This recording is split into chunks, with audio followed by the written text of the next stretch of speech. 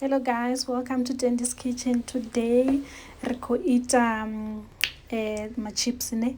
So hainoni machips yo a ḓifha and then a ṱoḓi na mapfura manzhi manzhi ri ḓo ri khou shumisa air fryer.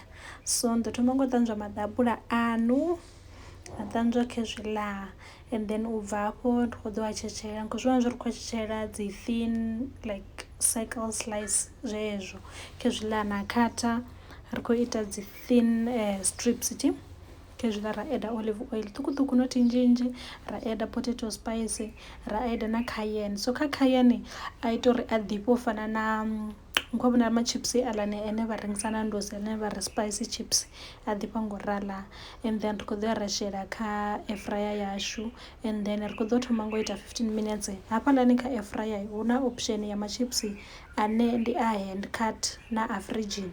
So 15 minutes and then na shaker and then a dovha na ita iṅwe 15 minutes and then khezwi ro fhedza.